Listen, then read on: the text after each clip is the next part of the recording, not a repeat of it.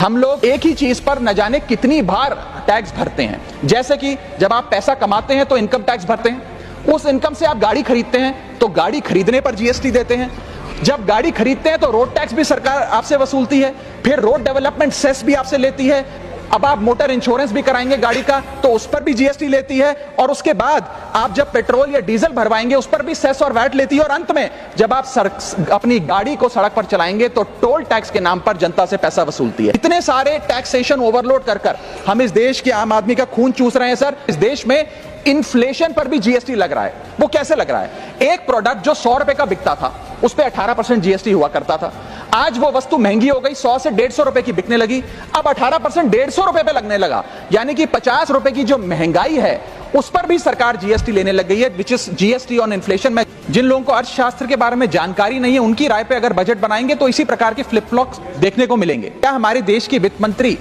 Inflation adjusted profits में विश्वास नहीं रखती? क्या उन्हें इन्फ्लेशन का ज्ञान नहीं है? क्या वो जानती नहीं कि इस देश में महंगाई एक प्लेग की तरह फैलती जा रही है?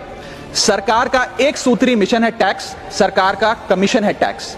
जगने पे टैक्स, सोने पर टैक्स, हंसने पर टैक्स, रोने पे टैक्स, खाने पे टैक्स, पीने पे टैक्स, बच्चों की पढ़ाई पे टैक्स, बुजुर्गों की दवाई पर टैक्स, फसलों की बुआई पे टैक्स, ट्रेन और यात्रा हवाई जहाज पर टैक्स, खरीदने पर टैक्स, बेचने पे टैक्स, फैलने पे टैक्स, समेटने पे टैक्स, सड़क पे टैक्स, आसमान पे टैक्स, गाड़ी पे टैक्स, मकान पे टैक्स, सपनों पर टैक्स, अरमान पे टैक्स, खुशी पर टैक्स, मुस्कान पर टैक्स, दिन रात की गाड़ी कमाई पर टैक्स, किताब पर टैक्स, सियाही पर टैक्स, सब्जी पर टैक्स, मिठाई पर टैक्स।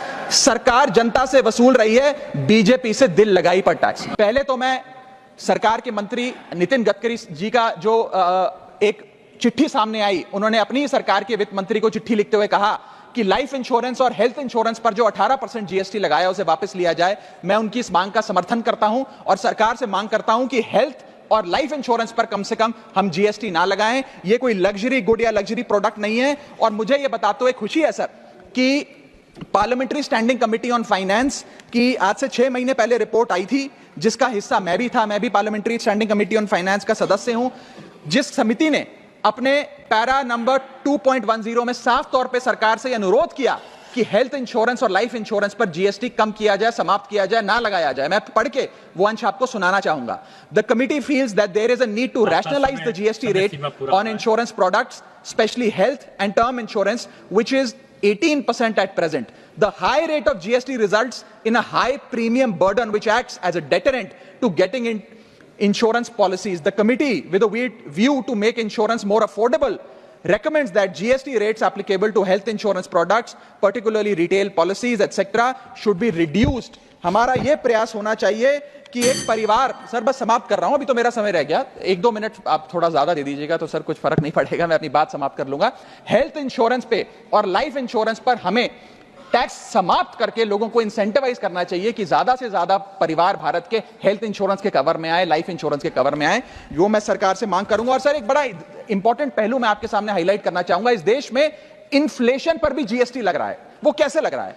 एक प्रोडक्ट जो 100 रुपए का बिकता था उस पर 18% जीएसटी हुआ करता था, आज वो वस्तु महंगी हो गई, 100 से 150 रुपए की बिकने लगी, अब 18% 150 रुपए पे लगने लगा, यानी कि 50 रुपए की जो महंगाई है उस पर भी सरकार जीएसटी लेने लग गई है, which is GST on inflation. मैं चाहूंगा कि सरकार इस पर विचार करे। और अंत में सर अपनी बात समाप्त करने से पहले एक और दिलचस्प मुद्दा आपके समक्ष रखना चाहूंगा, which is problem of multiple taxation. हम लोग एक ही चीज पर न जाने कितनी बार टैक्स भरते हैं। जैसे कि जब आप पैसा कमाते हैं तो इनकम टैक्स भरते हैं, उस इनकम से आप गाड़ी खरीदते हैं तो गाड़ी खरीदने पर जीएसटी देते हैं, जब गाड़ी खरीदते हैं तो रोड टैक्स भी सरकार आपसे वसूलती है, फिर रोड डेवलपमेंट सेस भी आपसे लेती है, अब आप मोटर इंश्योरेंस भी कराएंगे गाड़ी का तो उस पर भी जीएसटी लेती है, और उसके बाद आप जब पेट्रोल या डीजल भरवाएंगे उस पर भी सेस और वैट लेती है, और अंत में जब आप अपनी गाड़ी को सड़क पर चलाएंगे तो टोल टैक्स के नाम पर जनता से पैसा वसूलती है।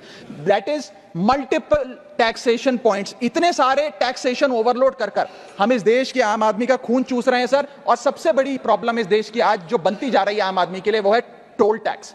सांसद और मंत्री को टोल टैक्स नहीं देना पड़ता, हमें छूट है टोल टैक्स से, लेकिन इस देश के आम आदमी को हर जगह टोल टैक्स देना पड़ता है। एक रिपोर्ट के मुताबिक हाईवे पे 2 रुपए प्रति किलोमीटर का टोल टैक्स इस देश के आम आदमी को भरना पड़ता है। और अंत में अपनी बात खत्म करूंगा मैं एक कविता सुनाकर, थोड़ा सा सर और इंटेलिजेंस चाहूंगा। और इस टैक्स रिजीम के बारे में 4 पंक्तियां लिखी हैं सर, मैं आपके सामने पेश करना चाहूंगा। सरकार का एक सूत्री मिशन है टैक्स, सरकार का कमीशन है टैक्स।